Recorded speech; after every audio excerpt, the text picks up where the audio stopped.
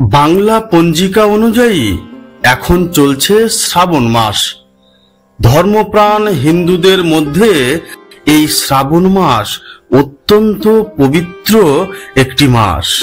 এই মাসেই নাকি মহাদিদেব মর্তে আসেন শ্বশুর বাড়ি এবং ভক্তদের মাঝে অবস্থান করেন। তাই দেবাদিদেব মহাদেবকে সন্তুষ্ট করতে ভক্তরা নানান কৃচ্ছ সাধন করে থাকেন এই মাসেই। এই শ্রাবণ মাসে চলুন ঘুরে আসি মালদা জেলার বামনগোলা ব্লকের মদনাবতী অঞ্চলের একটি প্রত্যন্ত গ্রামীণ জনপদ শিবডাঙ্গি থেকে।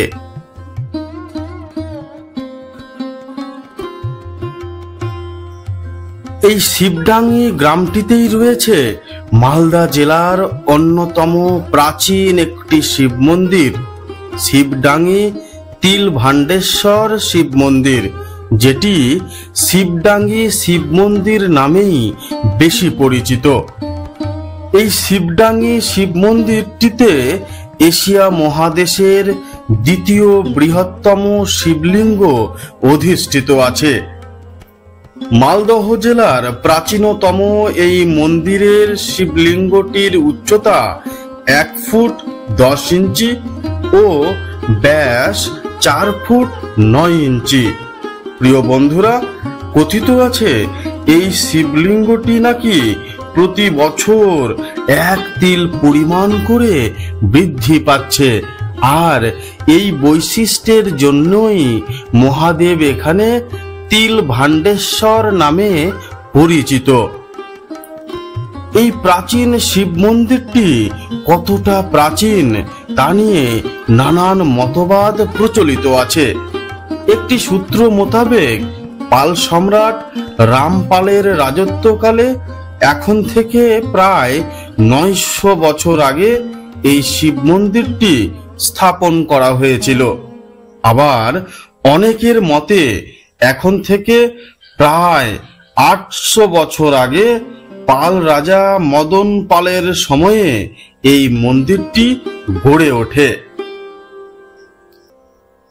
তবে এই মন্দিরটি গড়ে ওঠার পেছনে সবচেয়ে জনপ্রিয় মতবাদটি হলো এটি এখন থেকে প্রায় 800 বছর আগে বরেন্দ্র অঞ্চলের প্রজাদরদি মাহিষ্য রাজা ভীমের রাজত্বকালে গড়ে উঠেছিল।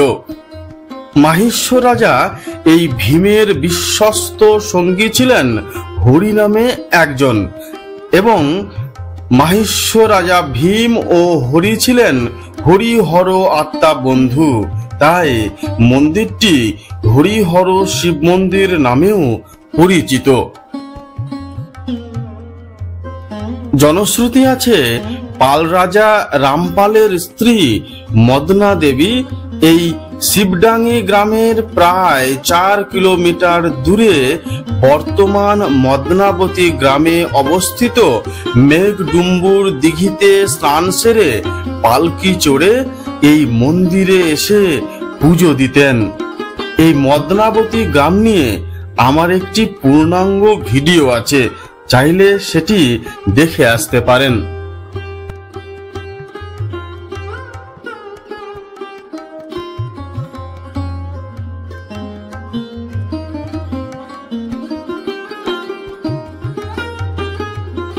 সে যাই হোক, মন্দিরটি কত প্রাচীন তা এর বর্তমান ভগ্ন দশা দেখলেই বোঝা যায়। সহজেই অনুমেয় ইট চুন সুরকি নির্মিত এই মন্দিরটির ছাদে এখন থেকে আনুমানিক 400 থেকে 500 বছর আগে প্রাকৃতিক নিয়মেই একটি বটগাছের চারা জন্মায়, যা আলো বাতাস জল পেয়ে কয়েকশো বছরে প্রকাণ্ড আকার ধারণ করার মধ্য দিয়ে পুরো মন্দির গৃহটিকে ছেয়ে ফেলেছে, এবং হঠাৎ করে দেখলে মনে হয় যেন বটগাছের শেকড়ের আড়ালেই মন্দিরটি স্থাপিত হয়েছে।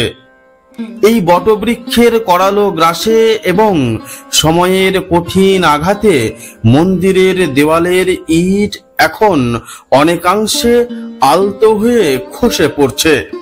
ক্রমেই হয়তো ধ্বংস হয়ে যাবে শতাব্দী প্রাচীন এই শিবডাঙ্গি তিল ভান্ডেশ্বর শিব মন্দির।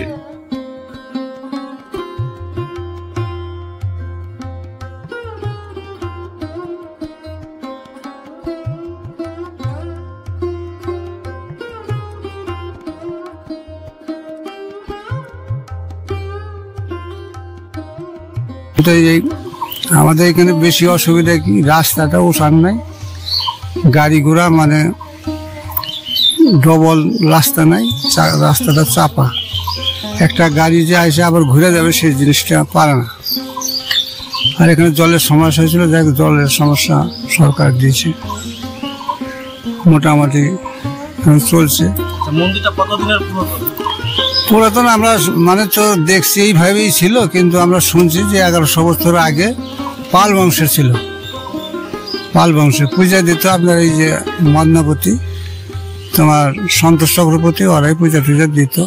ও তো নাই, মারা গেছে, এখন আর ছাওয়াল থাকে মালদা। ওই বছরে ওই চতুর্দশীতে ওরা আসে, পূজাটা এখনো ওরা দেয়। আর এই জিনিসটা দেখাশোনা আমরা এই শিবডাঙ্গির লোক দেখাশোনা করতেছি, এগুলো ব্যাপার। আমার নাম হলো নীরদ মণ্ডল, আর এই মন্দিরটি কেশিয়ারামে। বন্ধুরা, আজকের মতো এই পর্যন্তই। দেখা হবে আর একদিন নতুন আরেকটি ঠিকানায়। এই প্রত্যাশা ব্যক্ত করে আজকের মতো বিদায় নিচ্ছি। সবাই ভালো থাকুন, সুস্থ থাকুন, সুস্থ রাখুন। ধন্যবাদ।